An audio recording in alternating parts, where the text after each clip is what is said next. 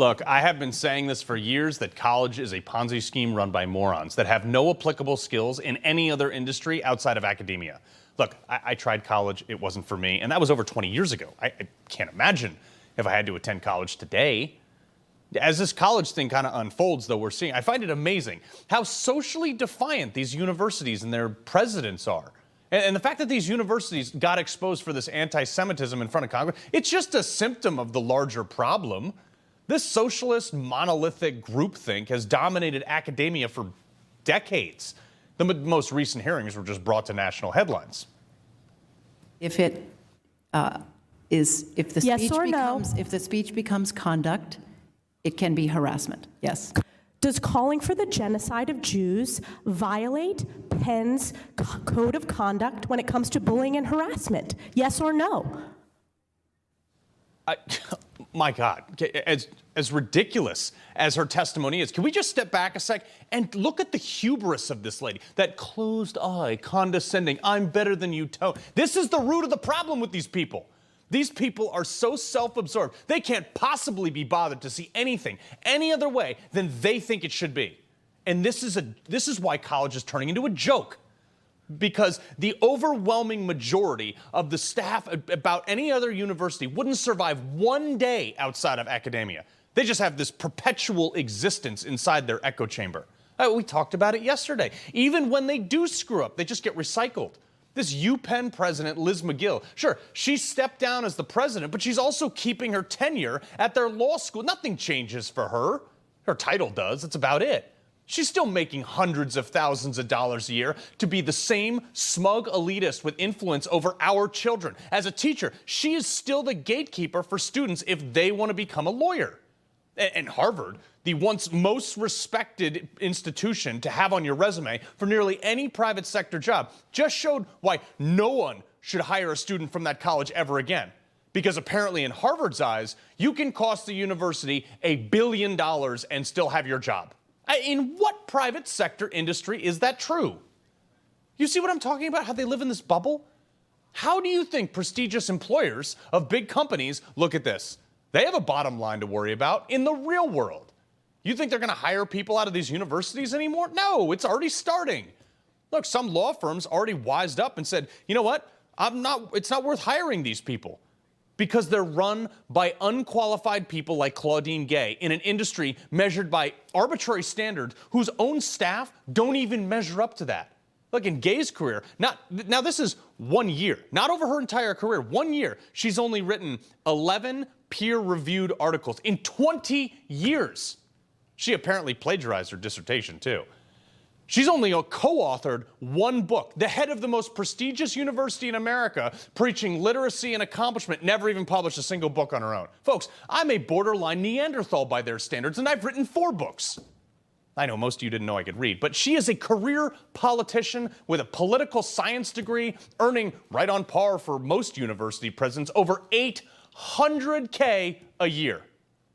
She just cost the university $1 billion in current and more in future donations. But hot damn, she's the first black female president. I'm going to offend a bunch of people here, but I don't really care at this point anymore. Diversity is not a qualification. And when they're not busy diversifying their faculty and their leadership and their handbooks, they diversify their curriculum with a huge swath of degrees that have almost zero application to a decent paying job. They get gender studies, art history, political science, communications, ethnic studies, whatever that is, fashion design, language, music, philosophy, fine arts, theater, interdisciplinary studies. What the hell are these things? How do they get you jobs that will pay you, at a minimum, enough to pay back your $200,000 in student loan tuition? And this is probably why the employment within these universities is exploding. Probably why you had to pay $200,000 in the first place. What is their thought process in this, folks? It's literally like you sit there. I'm going to get a degree in philosophy so I can play beer pong for 4 years. Then you fast forward those 4 years. No one will hire me to philosophize. I better get my master's in the same worthless field. Then you fast forward a couple more years. And an even more smug tone, I can hear him saying, I still can't understand why no one would hire me. I have a master's degree. Well, I'll just go back and apply to teach the same worthless course that got me no job. And sure enough, these universities will hire that bimbo, and they'll just perpetuate the cycle. And this is why you have places like Yale with more administrators than undergrad students. See why I call college a Ponzi scheme run by morons? They don't care if they stick their students with $200,000 or $300,000 in debt. They get their money. Oh, and by the way, they march right alongside these future baristas calling for Biden to cancel student loans that our tax dollars are footing the bill for. Man. Then these same universities turn around and they pay this guy, Dylan Mulvaney, who single-handedly cost more people in the beverage industry their jobs than anyone ever. Penn State, they're paying him $40,000 for a speech. On what? Basically, 100% of one student's tuition went to paying Dylan Mulvaney to come speak to, 5 people for 20 minutes? How much does that make any parent regret paying that kid's tuition? These academics have only existed in a world where there is no deliverable. Kids do well, sure, they take credit, and the institution does too. Kids start to fail, oh, it's the kids' problem, not ours. You know, the only way to get this point across to these people is to make it hurt. They have already cost themselves billions of dollars in donations, and they didn't even fire the people responsible. So, as they say in my former field, the beatings must continue until morale improves. We need to make these universities into ghost towns. Stop giving them their money. Stop giving them tuitions. I'm really sorry. My dad's a season ticket holder at Michigan. Don't go to their sporting events. Nothing. Look, my wife went to Yale. I'm sorry, but any of my kids who want to go to an Ivy League school at this point, no. Hard pass. Not giving these people a single penny until they do a 180 on this indoctrination.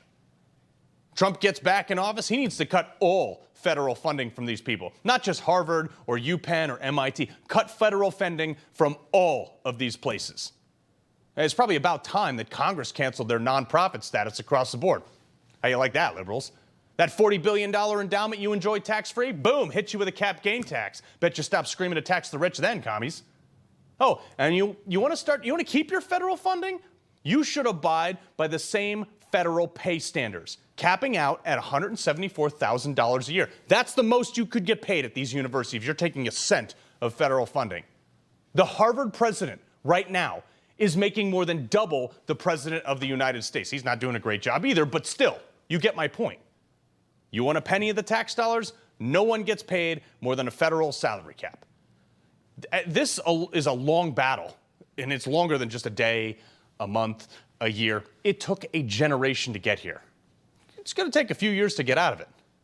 But today seems like a great day to start.